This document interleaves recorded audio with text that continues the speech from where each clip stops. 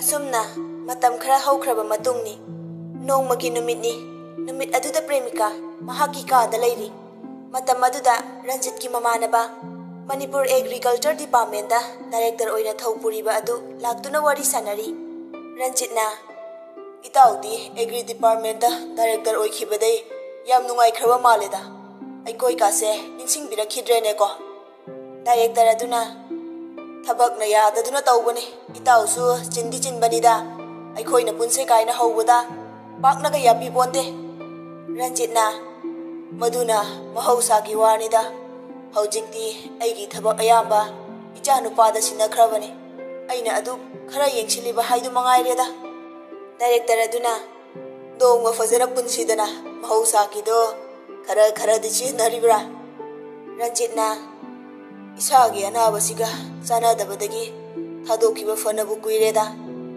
असुमना मखोय अनि वरी कया मथंग मथंग सराकलबा मतुंगदा डायरेक्टरना वफम अमा हौदोरई डायरेक्टर अदुना इताउगी मफमदा वफम अमतंग हौदोकजगे रंजितना करी वफम ओइरबनो इताउ हेक्ता हाइबियु अइखोय खंगनदबसु नतबसिबो डायरेक्टर अदुना अइगी वफम से सुमदौबनी अइगी इचासे नुपा मथंदने अदुदा रंजितना अदुदा करी तौरबा डायरेक्टर अदुना अइगी इचा नुपागी ओइना सुम चानबा इमौ नुपी अमा सुम पामजबा रंजितना ताकबिनिंगबदु हेक्ता ताकबियु इताउ डायरेक्टर अदुना इताउगी इचा नुपीसे इमौ ओइगेना रंजितना इताउगी इमौ ओइना अइगी इचा नुपीना इताउगीदा लैखिबदी अइखोइगीदी लाइबक फबने डायरेक्टर अदुना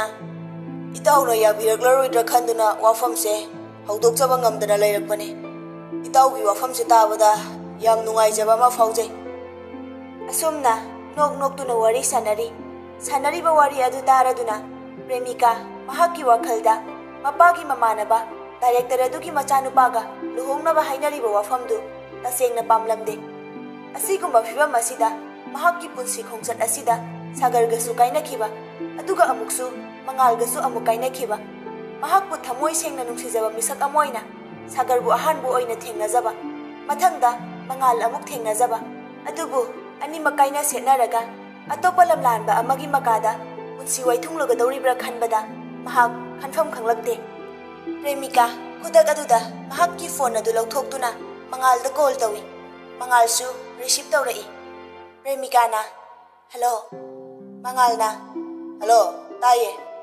प्रेमिकाना मंगाल अइगी पुंसीसे नुंगाइफम अमा इखंग खंगद्रे तौरिसे वाखलसे खरा नुंगाइ थोके खले अवाबसे अम्मगी मथक्ता अम्मा हेक्ता लाए अदु करी दौरगे हाबने बाबाना महाकी ममानबा अमगी मचागा अइगे लुहोंगनबा वारी सानख्रे अइ करी तौगदबनो खंगसिलक्ट्रे मदुदा नंगी वाखलना करीनो मदुदा याखरगे हाइरिब्रा अइ याबदी ngamloi अदु ओइरदी अइखोइना चेलसिरा अइ कई हाइगदबनो खंगसिलक्ट्रे नुपादु कनानो करी लमदगिनो खंगब्रा नुपादु कनानो करीनो हाइबा अइ खंगदे अइना खंगबा हाइबबु नुपादो डिपार्टमेंट अमगी डायरेक्टर की मचाने करी डिपार्टमेंट की डायरेक्टर एग्री डिपार्टमेंट की डायरेक्टर ने हाय मंगाल प्रेमिका की वहाई दु ताबदा नोगलई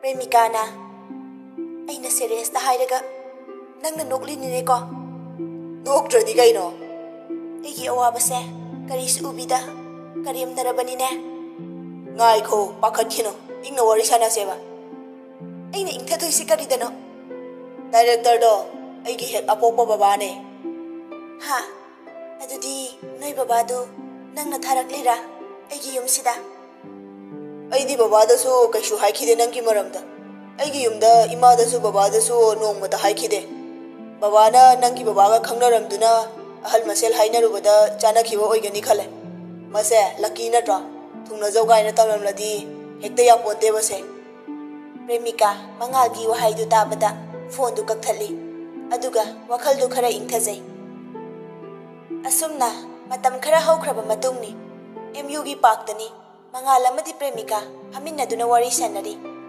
Mangalna angakbani he isorgi lila asisu fana haina sili haba aidi isorse thagattaba ngamde.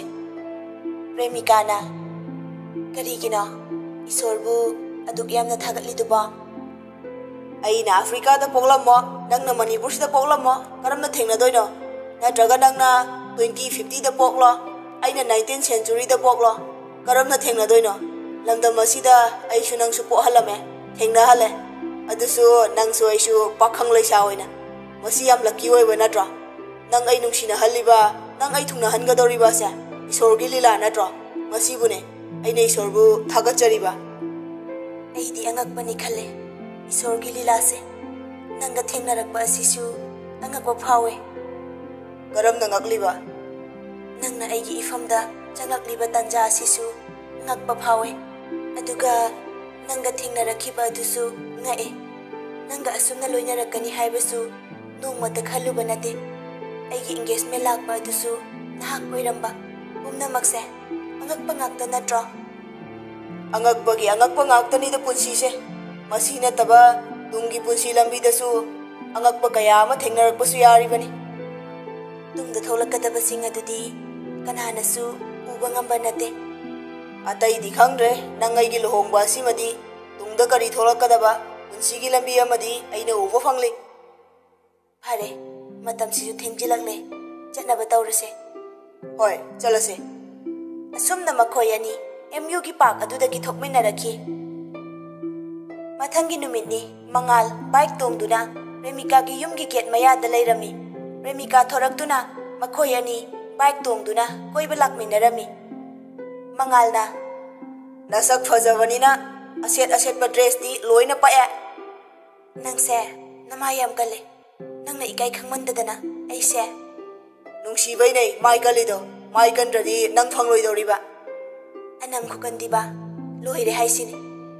Khara changchilo Yare adum thause. jaking khandana thaura dude Karan yam tawnu ko ai chong thausani. yam lapna tongladi au bai silau singna aikhoi ani machin mo ba mandana laknarakani haibani khara changchilo ba. Premika no I Yare yam paktre. Mangal gari khami. Premika na kari tawrage. Mangal na aina sum phagi tawbanida nanga nokpase sungu hek udaba aduda haifetang oirasu nokhangena phagi tawbanida chatse. Gari du asum thauduna lai. Aduga achekpa chingya ki lamhang amada gari khamduna wari sanai. Premika na aigi nungsibase makoktagi halakpagum tawe. Mangal na Karamna nangi wangang nangi sajat tawthorakpa mawongna nangbu aigi ihan hanba nungsibagum khalalle. adumna khalabasu akaiba karisu laite madumakne aina pamjari sisu. Nahak saugadra aidi nangse sagar oina khalle nang oina khande. Nanga sagarga karisu khenadabagum tawe. Lepa laitaba punsigi khongchatnina mahakkisu kanagumbi ama soidana thengnaramganida nangna aise mahakni khanbadudi ayya adubu mahakku ningsingbagi wakhal adumadi yaragadi kaukthokpa tamlase. Kauragi khalli nangna haukraba thaudoksingbu hekta ningsinghalli.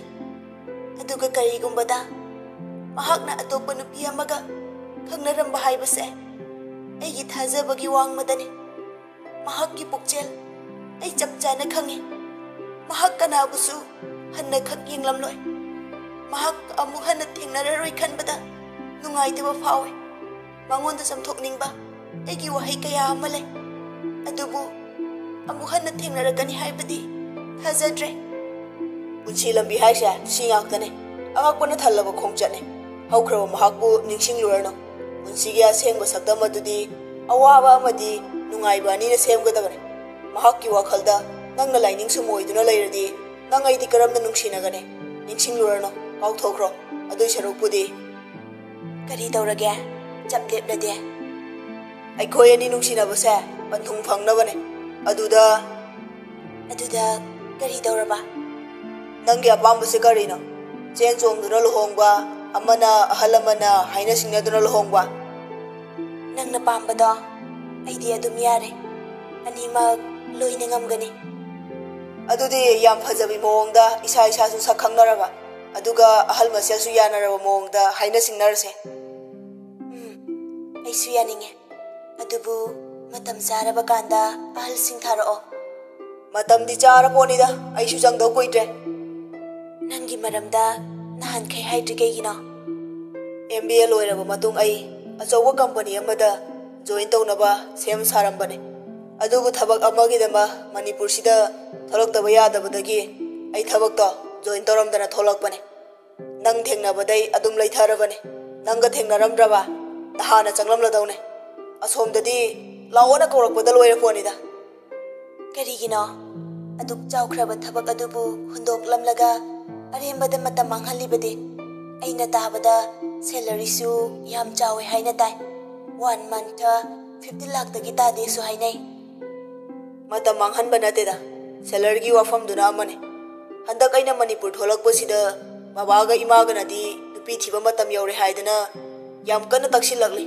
ꯃꯈꯣꯏꯗꯤ ꯃꯃꯧꯒꯤ ꯁꯦꯕꯥꯁꯦ ꯌꯥꯝ ꯄꯥꯝꯖꯔꯕꯖꯥꯠꯅꯤ ꯑꯗꯨꯕꯨ ꯑꯩꯗꯤ ꯄꯤꯛꯂꯤꯉꯩꯗꯒꯤ ꯍꯧꯅ ꯅꯨꯡꯁꯤꯅꯖꯕꯤ ꯅꯨꯄꯤ ꯑꯃꯠꯇ ꯂꯩꯔꯛꯇꯦ ꯅꯨꯡꯁꯤꯕ ꯃꯁꯛ ꯈꯪꯖꯔꯛꯇꯦ ꯑꯗꯨꯕꯨ ꯈꯪꯍꯧꯗꯅ ꯊꯦꯡꯅꯕ ꯅꯍꯥꯛꯁꯦ ꯑꯗꯨꯛꯀꯤ ꯃꯇꯤꯛ ꯅꯨꯡꯁꯤꯕ ꯐꯥꯎꯋꯦ ꯍꯥꯏꯐꯝ ꯇꯧꯐꯝ ꯈꯪꯗꯅ ꯅꯨꯡꯁꯤ ꯅꯪꯁꯦ ꯑꯍꯥꯟꯕ ꯎꯈꯤꯕ ꯃꯤꯀꯨꯞ ꯑꯗꯨꯃꯛꯇꯗ ꯄꯨꯟꯁꯤꯒꯤ ꯑꯣꯏꯅ ꯍꯤꯡꯃꯤꯟꯅꯖꯒꯦ ꯈꯟꯖꯈꯤ ꯃꯗꯨꯃꯛꯅꯅꯦ ꯑꯩꯅ ꯏꯀꯥꯏꯕ ꯈꯪꯗꯕ ꯑꯣꯏꯈꯤꯕ ꯇꯁꯦꯡꯅꯃꯛ ꯑꯩꯅ ꯃꯅꯤꯄꯨꯔꯗ ꯊꯣꯛꯂꯛꯂꯤꯕꯁꯦ ꯑꯩꯒꯤ ꯂꯥꯏꯐ ꯄꯥꯔꯠꯅꯔ ꯊꯤꯔꯨꯅꯕ ꯊꯣꯛꯂꯛꯄꯅꯤ ꯍꯥꯏꯕ ꯌꯥꯏ ꯑꯩꯒꯤ ꯂꯥꯏꯕꯛꯁꯦ ꯊꯤ ꯍꯥꯏꯕꯗꯤ ꯌꯥꯔꯣꯏ ꯀꯌꯥꯗ ꯂꯥꯏꯕꯛ ꯐꯈ꯭ꯔꯕꯅꯣ ꯑꯩꯁꯦ ꯄꯨꯟꯁꯤꯗ ꯄꯨꯛꯆꯦꯜ ꯁꯦꯡꯕ ꯉꯥꯛꯇ ꯊꯦꯡꯅꯍꯟꯕꯤ ꯏꯁꯣꯔ ꯃꯍꯥꯛꯅ ꯅꯪꯒꯤ ꯄꯨꯛꯆꯦꯜ ꯁꯦꯡꯕ ꯅꯇꯧ ꯑꯁꯤꯅ ꯅꯪ ꯑꯩꯒꯤ ꯅꯨꯡꯁꯤ ꯃꯔꯤ ꯑꯁꯦ ꯑꯁꯨꯝꯅ ꯑꯁꯨꯛ ꯊꯨꯅ ꯆꯦꯠꯁꯤꯜꯂꯛꯀꯅꯤ ꯍꯥꯏꯕ ꯊꯥꯖꯔꯨꯗꯦ ꯅꯪ ꯑꯩ ꯃꯇꯝ ꯁꯥꯡꯅ ꯂꯣꯏꯅꯔꯛꯄꯒꯨꯝ ꯈꯜꯍꯜꯂꯦ ꯃꯁꯤꯕꯨ ꯀꯔꯝꯅ ꯑꯣꯏꯔꯛꯂꯤꯕ ꯅꯪ ꯍꯥꯏꯕ ꯉꯝꯕ꯭ꯔꯥ ꯅꯪꯒꯤ ꯋꯥꯉꯥꯡ ꯅꯪꯒꯤ ꯅꯇꯧ ꯑꯃꯗꯤ ꯅꯪꯒꯤ ꯁꯥꯖꯠ ꯑꯁꯦ ꯃꯃꯥꯡꯉꯩꯗꯒꯤ ꯂꯣꯏꯅꯔꯛꯄꯒꯨꯝ ꯇꯧꯏ ꯃꯁꯤꯅ ꯁꯣꯏꯗꯅꯃꯛ ꯑꯣꯏꯒꯅꯤ ꯈꯜꯂꯦ ꯑꯍꯜ ꯃꯁꯦꯜꯗꯤ ꯍꯥꯟꯅꯕꯨ ꯋꯥ ꯂꯣꯏꯁꯤꯟꯈ꯭ꯔ ꯃꯥꯜꯂꯦ ꯃꯗꯨꯅ ꯑꯣꯏꯕ ꯇꯥꯏ ꯕꯕꯥꯅ ꯑꯩꯒꯤ ꯑꯦꯡꯒꯦꯖ ꯃꯦꯔꯦꯖꯀꯤ ꯃꯇꯥꯡꯗ ꯇꯣꯏꯅ ꯄꯜꯂꯝꯃꯦ ꯑꯗꯨꯕꯨ ꯑꯩꯒꯤ ꯋꯥꯈꯜ ꯑꯃꯗꯤ ꯑꯩꯒꯤ ꯐꯤꯔꯦꯞ ꯑꯁꯤꯗ ꯍꯥꯟꯅꯒꯨꯝ ꯇꯛꯁꯤꯟꯕ ꯑꯗꯨꯗꯤ ꯇꯧꯈꯤꯗ꯭ꯔꯦ ꯍꯧꯖꯤꯛꯇꯤ ꯑꯩꯒꯤ ꯑꯄꯥꯝꯕ ꯑꯃꯠꯇ ꯑꯌꯦꯠꯄ ꯄꯤꯗ꯭ꯔꯦ ꯍꯧꯖꯤꯛꯇꯤ ꯄꯨꯝꯅꯃꯛ ꯑꯁꯤ ꯈꯪꯂꯕꯅꯤꯅ ꯅꯪ ꯕꯕꯥꯗ ꯀꯔꯤ ꯍꯥꯏꯕ ꯇꯥꯕ ꯕꯕꯥ ꯍꯣꯏꯅ ꯍꯥꯏꯕꯗꯣ ꯑꯩ ꯏꯟꯖꯔꯒꯦꯅ ꯍꯥꯏꯕ ꯇꯥꯔꯦꯗꯅ ꯑꯩꯗꯤ ꯈꯪꯕ ꯀꯨꯏꯔꯕꯅꯦ ꯑꯗꯨꯗ ꯑꯦꯡꯒꯦꯖ ꯃꯦꯔꯦꯖ ꯑꯣꯏꯔꯗꯤ ꯌꯥꯔꯛꯇꯕꯁꯨ ꯌꯥꯏ ꯍꯥꯏꯗꯅ ꯁꯛ ꯈꯪꯅꯅꯕ ꯍꯣꯠꯅꯖꯈꯤ ꯌꯥꯝ ꯋꯥꯅ ꯑꯗꯨꯁꯨ ꯁꯤꯔꯝꯗꯥꯏꯗ ꯈꯪꯕꯤꯔꯛꯄ ꯅꯪ ꯌꯥꯝ ꯁꯤꯡꯉꯦ ꯍꯧꯖꯤꯛꯇꯤ ꯅꯪꯒꯤ ꯅꯨꯡꯁꯤꯕꯅ ꯑꯩꯕꯨ ꯄꯨꯡꯁꯨꯝ ꯁꯨꯝꯍꯟꯕꯤꯈ꯭ꯔꯦ ꯀꯥꯟꯅꯗꯦꯁꯦ ꯂꯨꯍꯣꯡꯕ ꯊꯨꯖꯤꯟꯅꯕ ꯇꯧꯁꯤ ꯌꯥꯝ ꯊꯨꯖꯤꯜꯂꯛꯏꯅ ꯑꯩ ꯆꯪꯗꯧ ꯀꯨꯏꯗ꯭ꯔꯦ ꯑꯗꯨꯅꯅꯦ ꯑꯩꯗꯤ PhD ꯇꯧꯈꯤꯅꯤ ꯅꯦꯠ GRFꯁꯨ ꯊꯥꯈꯤꯅꯤ ꯑꯗꯨꯕꯨꯗꯤ ꯑꯩꯈꯣꯏꯗ ꯂꯩꯔꯒ ꯅꯅꯤꯡꯇꯝꯅ ꯃꯈꯥ ꯆꯠꯊꯔꯁꯨ ꯌꯥꯅꯤꯗ ꯃꯗꯨꯗ ꯌꯦꯠꯄꯤꯗꯧꯕ ꯂꯩꯇꯦ ꯑꯗꯨꯒ ꯑꯍꯜ ꯃꯁꯦꯜꯁꯨ ꯌꯥꯅꯔꯦ ꯏꯁꯥꯁꯨ ꯌꯥꯅꯔꯦ ꯋꯥ ꯂꯣꯏꯔꯦ ꯀꯩꯅꯣ ꯑꯩꯒꯤꯗꯤ ꯃꯇꯝ ꯋꯥꯠꯂꯤꯗ ꯑꯗꯨ ꯑꯗꯥ ꯈꯪꯗ꯭ꯔꯦ ꯑꯩꯒꯤꯗꯤ ꯅꯪꯅ PG 4 ꯁꯦꯃꯤꯁꯇꯔ ꯂꯣꯏꯕ ꯐꯥꯎꯕ ꯉꯥꯏꯈꯤꯅꯤ ꯃꯈꯥꯗꯤ ꯉꯝꯂꯣꯏꯀꯣ ꯑꯁꯨꯝꯅ ꯃꯇꯝꯒꯤ ꯃꯇꯨꯡ ꯏꯟꯅ ꯄ꯭ꯔꯦꯃꯤꯀꯥꯁꯨ PGꯒꯤ 4 ꯁꯦꯃꯤꯁꯇꯔ ꯑꯦꯛꯖꯥꯝꯁꯨ ꯄꯤꯈ꯭ꯔꯦ ꯃꯇꯝꯅ ꯑꯁꯨꯝ ꯍꯧꯈꯤꯗꯨꯅ ꯃꯉꯥꯜꯒ ꯄ꯭ꯔꯦꯃꯤꯀꯥꯒ ꯃꯄꯨꯡ ꯐꯥꯅ ꯈꯪꯅꯔꯛꯂꯕ ꯃꯇꯨꯡꯗ ꯑꯃꯅ ꯑꯃꯕꯨ ꯃꯇꯝ ꯁꯥꯡꯅ ꯂꯣꯏꯅꯔꯛꯂꯕꯒꯨꯝ ꯑꯃꯅ ꯑꯃꯗ ꯊꯥꯖꯕ ꯊꯝꯅꯗꯨꯅ ꯄꯨꯛꯆꯦꯜ ꯇꯤꯟꯅꯗꯨꯅ ꯂꯣꯏꯅꯔꯛꯈꯤ ꯄ꯭ꯔꯦꯃꯤꯀꯥꯒꯤ ꯋꯥꯈꯜꯗ ꯃꯉꯥꯜꯕꯨ ꯁꯥꯒꯔꯃꯛꯅꯤ ꯈꯟꯖꯈꯤ ꯑꯁꯨꯝꯅ ꯃꯈꯣꯏ ꯑꯅꯤ ꯑꯁꯨꯝ ꯅꯨꯡꯁꯤ ꯃꯔꯤ ꯊꯝꯅꯔꯛꯄꯅ ꯆꯍꯤ ꯑꯃ ꯃꯄꯨꯡ ꯐꯥꯕ ꯍꯥꯏꯕꯗꯨ ꯑꯣꯏꯔꯛꯈꯤ ꯅꯣꯡꯃꯒꯤ ꯅꯨꯃꯤꯠꯅꯤ ꯃꯉꯥꯜ ꯑꯃꯗꯤ ꯄ꯭ꯔꯦꯃꯤꯀꯥ ꯐꯝꯃꯤꯟꯅꯗꯨꯅ ꯋꯥꯔꯤ ꯁꯥꯅꯔꯤ ꯃꯉꯥꯜꯅ ꯀꯔꯤꯒꯨꯝꯕ ꯁꯥꯒꯔꯒ ꯊꯦꯡꯅꯔꯛꯂꯕꯗꯤ ꯅꯍꯥꯛ ꯃꯍꯥꯛꯀꯤꯗꯃꯛ ꯂꯦꯞꯀꯗ꯭ꯔꯥ ꯅꯠꯇ꯭ꯔꯒ ꯑꯩꯒꯤꯗꯃꯛ ꯂꯦꯞꯄꯤꯒꯗ꯭ꯔꯥ ꯄ꯭ꯔꯦꯃꯤꯀꯥ ꯃꯉꯥꯜꯒꯤ ꯋꯥꯍꯩꯗꯨ ꯇꯥꯕꯗ ꯃꯁꯥꯗꯨ ꯁ꯭ꯋꯥꯏ ꯂꯥꯎꯏ ꯑꯗꯨꯒ ꯇꯞꯂꯞꯅ ꯈꯨꯝꯂꯛꯏ ꯑꯗꯨꯛ ꯂꯨꯕ ꯋꯥꯍꯪ ꯑꯗꯨ ꯍꯪꯂꯤꯕ ꯀꯔꯤꯒꯤꯅꯣ ꯃꯗꯨꯅ ꯇꯥꯛꯄꯗꯤ ꯅꯍꯥꯛ ꯃꯍꯥꯛꯄꯨ ꯑꯗꯨꯃꯛ ꯅꯨꯡꯁꯤꯔꯤ ꯍꯥꯏꯕ ꯑꯁꯤꯅꯤ ꯄꯨꯟꯁꯤꯒꯤ ꯑꯣꯏꯅ ꯑꯍꯥꯟꯕ ꯊꯃꯣꯏꯗ ꯇꯥꯈꯤꯕ ꯅꯨꯡꯁꯤꯕ ꯍꯥꯏꯕꯁꯦ ꯀꯔꯝꯅ ꯀꯥꯎꯊꯣꯛꯄ ꯉꯝꯒꯅꯤ ꯐꯔꯦꯁꯦ ꯃꯍꯥꯛꯀꯤ ꯋꯥꯔꯤꯁꯦ ꯇꯣꯛꯂꯁꯤ ꯑꯩꯈꯣꯏꯅꯤꯒꯤ ꯑꯣꯏꯕ ꯋꯥꯔꯤ ꯑꯣꯏꯅ ꯁꯥꯟꯅꯁꯤꯁꯦ ꯑꯁꯨꯝꯅ ꯃꯉꯥꯜꯅ ꯋꯥꯔꯤꯗꯨ ꯊꯩꯗꯣꯛꯇꯨꯅ ꯄ꯭ꯔꯦꯃꯤꯀꯥꯒꯤ ꯋꯥꯈꯜꯗ ꯇꯥꯔꯤꯕ सागरगी वखलबु लापना थैदोक्तुना उनबो होनाजरी।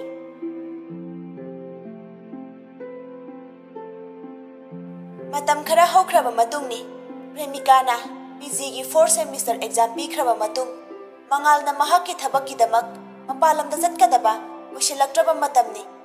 असुमना अहल लमन अमदी मसा मसा यानबगी मतुंगिना लुहोंगनबा थौरांग पुंबा लोइसिनख्रे। प्रेमिका मागी कादा लुहोंगबगी इन्विटेशन कार्ड अदु येंगदुना लैरी अदुगा मंगालदा कॉल तौई। मंगालना प्रेमिकागी कॉलदु रिसीव तौरई। मंगालना करी लेरगे? प्रेमिकाना करीसु लैतेदा इन्विटेशन कार्ड से याम फजै हाइगे तौबनीदा। करी invitation card no हाइसे? एखोय अनीगी लुहोंगबगी assume assume हौखिबना लुहोंगबसु हयेंगदा ngaire। अइबो नंग लुहोंगबा नंगी बोर्डी अइ ओइगदब नते नंगीदी अमा लैदुदि। करीनो नंगी वांगांग अदुबो ngasiदी नहान खैगा अमता मानदे लुहोंगबा मया नक्सिलकपनारा करीनो फोनसु हंदक्ति पाकनासु तौरखिद्रे। अइसे थबक याम चिल्ले फरसु फट्रसु अइसे MBA लोइरबनी अदुगा अइखोय स्वाइगी सुनतबा इंटरनेशनल की ओइबा कंपनी मयाम अमगा खुसमनदुना थबक तौरिबा थिका की बिल की क्रोर अमनी की वानते मसिदी क्रोर लिसिंग लिसिंग की मथक पाइखलिबा प्रोजेक्ट कया की इखुद प्रोग्राम यालिबा मिसक अमनी। अदु करी तौरबा अइगिदमक मसक मतौदा मगुंद वातबी लेक्चर अमदी डॉक्टर कयाना अइबु ngaiduna लैरिबनी। नंगिदी नंगा सानाजबा विकी हाइबा करीनो अमा लैदाइने? करीनो नंग हाइरिबा मयाम असिबो मादी मतम अमदा अइगी लंबिदा येखिबा मिसक अमने अइ महक मरी अमता लैनखिदे। दहाकुमी मतिक चादबी अमगा लुहोंगबा अइगी चावरबा संघ अमदी मरु अपांगसिंगी ममांगदा इजा छोको वाफमनी। नंगना कॉल तौरकबसी याम फरे अइसु कॉल तौरके खंजरमबनी। नंगा लुहोंगबा सुंगम हेंगमलोय नंगना चटखिबा अरोनबा मरी कया विकीगी मफमदगी पुमनमक अइना तारबनी। नंगा सागरगा लैनरबा मरी अइ करिसु साउदे अदुबु विकीगा नंगा लैनखिबा मरीगी मरमदा नंगना लोलंबसी अइ नंगु साउदबा ngamde। नंगदी नंगी चानाजबा अदुदा चटख्रो। नंगीदु फागीरा नत्रगा अइबु लक्नरिबरा? अइ नंगी नफमदा उइदबा अमता हाइखिद्रे लांदा लौगनो विकीगा अइगा मरी अमता लैनखिदे। नुपी हाइसे पंगी हाइसे नसाना दुम खंगजरो नंगना लोना चटखिबा लिचत खुदिंग अइ ngasiदी लोइने खंगले। नंगना अइबु थाजद्रबको युम पालरोय हाइदे खंजरंबा अइगी पुंसिदा करीगी काइहौरिबा करीगिदमक इफमदा इरान सिबिरिबनो? नुपी याम सिंगबा अमगा नुपा अपंगबा अमगा मानाय अदुने अइना हारिसा सेंगबने अइ नंगा लुहोंगबा सुंगम ngamloy नंग अइगिदमक मतिक चादे। प्रेमिका मंगालगी वहाइसिंग अदु तारगा मिलुदगी पिरांग सिंथजरखि।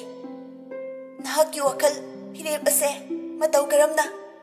मसिदा वा याम सांगना ngangnabagi mathau taade haina khale pamdradi pamdre wa loire ai phone thamage। Phone थमखी। प्रेमिकादी महाकी कादा कप्तुना लैरी महाकी पुंसी असिबु मथंता वरौजरी अदुगा ममा मपा अमदी मबुंगी मफमदा लुहोंगबा हाइदोरकपगी पाव अदु तम्मी। ममा मपा मबुंग पुमनमक सावबना मै हौरमी। रंजित सावना मंगालगी मपादा कॉल तौई। डायरेक्टरना रिसीव तौरई। रंजितना डायरेक्टर साहेब अइना तारिबा पाव असिबु अचुम्ब्रा? डायरेक्टर अदुना साहेब करी पावनो हाइबिरिसिबो? रंजितना डायरेक्टर साहेब का अइगसु यानरे अंगांग मसेनसु खंगनरे लुहोंगबा मतम लेमनरे अदुगा साहेब की इचाना लौरकलिबा फिरेब असिबु? डायरेक्टर अदुना अचुम्बने याम कुपना खनरबा मतुंगदा लौखिबा फिरेबनी। रंजितना हौजिकबु इन्विटेशन चटखरबा मतम असिदा हाइबियु साहेब अइगी करी असोनबा लैबगिनो? डायरेक्टर अदुना असोनबा हाइबबु ठिकादार साहेब नचदे कनासु सोंदे अदुबु अइगी इचानुपा असिगी फिरेब असिनी। रंजित खोन कलपना नचानुपादो खरा वारउ डायरेक्टर साहेब। डायरेक्टर अदुना ठिकादार साहेब अइगी इचानुपासी मपा अमा ओइना अइना खंजबदा महाक मेच्योर ओइरे हाइना खले अदुना वारकपगी मतम अदुसु हेनख्रब्रा खले मसाना मसागी फिरेब चपचाना लौजबा ngamlaba मिसक अमा ओइरबनी। aduna mahakki punsida mahakka laiminagadawa nupi ama mahakna khanjaba asida mapa ama oirabasu ai upai leite maramdi laiminadoisi makhoinida Ranjit khon khara kalapna adudi director sahab hoisu icha ki michangda hekta lepiraga ai khoidi lekai miya mangda siro sinine director aduna khon wangkhalakano madugi khonda adudi yumgi nupi angangda ihangada wangangni khon khara kan ngangbada hekta kida wo misaktu ai dinate makha thabada ngang sakada wangang sangang adu aigi famdadi sijinnabirakana aduga khon kanna haibagi wahai arthaga tapna haibaga adomgi wahai artha anida sapmanana aina adum artha khangi icha nupa gi apamba pamdabagi makha pona mapai gi firep lepkhre Ranjit na wafam madu hana mangjauna na khangalakpadi kaidoba director aduna icha na pamlabadi karisu kaidi khanjarubani adubu masu pamlaktra male tikadar saheb Ranjit na director saheb lohongbagi invitation pumba chatlaba matam asida director na madugi damaktadi yamna live wafamni ai isu tikadar saheb kumna achawu sanga yamna leijai khabar da radio da tv da newspaper singda matam kaktana luhongba yethok chare haina kok hek hapto khraga loiradubo Ranjit na fare aina kari tawba ngambage haibadu yengnaba taredana director na no wakhal donare tikadar saheb ki angamba thak adusu japchana khangjai adubu namduna pisange khanba wakhal adudi thadokpio Ranjit na asuk usitana khanba aina kari tawba ngambage haibadu yengnaba taredana director na saheb thab kadi pangtaw tawrakanuda saheb ki makha thaba kharada saheb hoina thab khara tawda kiduna saheb hoina haibadu khara yengbadada mipung khuding thab khara tawraga wahai khara kallaga yani haibadu khanbiganuda Ranjit na director saheb makha thabadi thabak oina yengbirone aina kari tawrakpage haibada director aduna khangjadaba mina budi tikadar saheb ki yum adubu konungkumna urambasu yai adubu aigi famdadi karisu oina ude fajakraba chawkraba chinglemlaba mathol ki yum aduda lairiba saheb na yum adugi mai yenglaga wa khara sungangba tamu kaidobage tikadar saheb yum kai fura dalana langna saba mamang sangoi makha sangoi awang sangoi pungkoi koisinba aduk ningthi jaraba yum aduda lairaga wangang sangangna third class ki wangang tawbirudubo isana isa khangjadrabro khangna adum tawbiribra natragana khangdabagira Ranjit na director saheb nang daingondagi kayam heladana ngang saklibana tha amada lising humfu humdra mukta salary oina phangba nang mangnaso director aduna hoi chume aigidi asengba ihaina hona jamana jajaba salary ni 60 70 si ado aikhoi tikadar saheb foidi tha amada mayam phangbiramgani haidi lambi thong sembagi building construction gi adugi adagi mayama miyamgi yaifana thadarak senfam singdu saruk ahum thokbagi saruk ani di tikadar saheb foina loina sathok pirabani na ko ari ma paisa yam phangbiramgani haidi miyamgi ido chuplaga maduda phanglakpa sen yamduna lan thum sampati lepsanba tongningba gari tonglaba yum kai langna saraba natro aduga somdana tikadar saheb foina isagi property talingaida quality maintain tahoudrabanina lambi thong chatpa yadre mamang sahida thakiba koilagi lambi tha taruk chatre miyam kidamak sakhiba thongsu sahi fadana tegle building construction kya ningkhaibana hale adugumba thok mayam adu tawbagi sel khara paijaba natro nate aikhoi tikadar saheb fu aina pairiba director gi famasibu paige oige kaina oiba ngamkhidro aibudi sel khara puthoklaga tikadar saheb ki adumaina tika tawge haidi khutta thokpo pone aigisu sangayam lei haijariba ngamni haijariba ꯑꯗꯣ ꯑꯩꯒꯤ ꯐꯝꯁꯤꯗꯤ ꯑꯩꯈꯣꯏ ꯊꯤꯀꯥꯗꯔ ꯁꯥꯍꯦꯕꯅ ꯄꯥꯏꯕꯗꯤ ꯉꯝꯂꯣꯏꯗ ꯂꯣꯏꯅ ꯈꯪꯉꯤ ꯄꯣꯠꯅꯤꯗ ꯀꯩ ꯀꯥꯟꯗꯒꯦ ꯍꯧꯖꯤꯛ ꯌꯥꯅꯔꯤꯕ ꯂꯣꯏꯅꯔꯤꯕ MLA ꯃꯤꯅꯤꯁꯇꯔꯁꯦ ꯄꯤꯕꯥꯐꯝ ꯅꯠꯇꯦ ꯚꯣꯠ ꯍꯦꯛ ꯄꯣꯕꯗ ꯊꯤꯀꯥꯁꯨ ꯑꯗꯨꯝ ꯍꯟꯊꯔꯛꯄ ꯌꯥꯏ ꯍꯥꯏꯖꯔꯤꯕ ꯃꯤꯌꯥꯝꯗꯒꯤ ꯏꯁꯨ ꯆꯨꯞꯄ ꯑꯗꯨꯒ ꯃꯤꯌꯥꯝꯗꯁꯨ ꯑꯃꯨꯛ ꯑꯣꯟꯁꯤꯟꯗꯨꯅ ꯊꯤꯅ ꯆꯩꯕ ꯉꯝꯕ ꯋꯥꯖꯥꯎ ꯉꯥꯡꯕ ꯉꯝꯕ ꯃꯤꯁꯛ ꯂꯥꯏꯔꯕ ꯄ꯭ꯔꯖꯥ ꯃꯤꯌꯥꯝꯒꯤ ꯃꯔꯜꯁꯨ ꯆꯥꯊꯣꯛꯄꯤꯔꯕ ꯑꯗꯨꯒ ꯂꯥꯏꯔꯕ ꯄ꯭ꯔꯖꯥ ꯃꯌꯥꯝꯕꯨꯁꯨ ꯑꯃꯨꯛ ꯍꯟꯊꯅ ꯌꯦꯡꯕꯤꯕ ꯑꯉꯛꯄ ꯃꯒꯨꯟ ꯆꯦꯟꯕ ꯃꯤꯁꯛꯅꯤ ꯀꯔꯤꯒꯨꯝꯕ ꯊꯕꯛ ꯑꯃ ꯁꯦꯝꯒꯠ ꯁꯥꯒꯠꯄꯗ ꯃꯅꯨꯡꯗ ꯅꯤꯡꯊꯤꯅ ꯁꯦꯝꯗ꯭ꯔꯁꯨ ꯇꯧꯗ꯭ꯔꯁꯨ ꯃꯤꯌꯥꯝꯅ ꯎꯒꯗꯕ ꯃꯤꯠꯌꯦꯡꯐꯝꯗ ꯀꯂꯔ ꯁꯪꯖꯤꯜꯂꯒ ꯐꯖꯍꯜꯂꯒ ꯕꯤꯜ ꯀꯥꯏꯊꯍꯟꯕ ꯑꯗꯨꯒꯨꯝꯕ ꯊꯕꯛ ꯇꯧꯕ ꯃꯤꯁꯛꯇꯣ ꯑꯩꯗꯤ ꯅꯠꯇꯦ ꯗꯥꯏꯔꯦꯛꯇꯔꯅ ꯊꯤꯀꯥꯗꯥꯔꯒꯤ ꯃꯔꯝꯗ ꯈꯔ ꯐꯖꯅ ꯆꯩꯊꯔꯛꯄ ꯑꯗꯨꯗ ꯔꯟꯖꯤꯠ ꯁꯥꯎꯅ ꯐꯣꯟ ꯊꯝꯃꯤ ꯔꯟꯖꯤꯠꯅ ꯃꯩ ꯍꯧꯗꯨꯅ ꯁꯥꯎꯔꯤꯉꯩ ꯇꯥꯟꯖꯥ ꯑꯗꯨꯗ ꯄ꯭ꯔꯦꯃꯤꯀꯥꯅ ꯇꯧꯔꯤꯕ ꯃꯇꯧ ꯑꯗꯨꯗ ꯃꯍꯧꯁꯥ ꯃꯄꯥꯒ ꯃꯕꯨꯡꯒꯅ ꯁꯥꯒꯔꯗ ꯑꯋꯥꯕ ꯇꯥꯍꯟꯈꯤꯕ ꯑꯗꯨ ꯅꯤꯡꯁꯤꯡꯂꯨꯔꯒ ꯃꯇꯤꯡ ꯊꯣꯛꯅ ꯑꯁꯥꯎꯕꯒ ꯂꯣꯏꯅꯅ ꯀꯂꯛꯄꯦꯟꯅ ꯍꯥꯏꯔꯛꯏ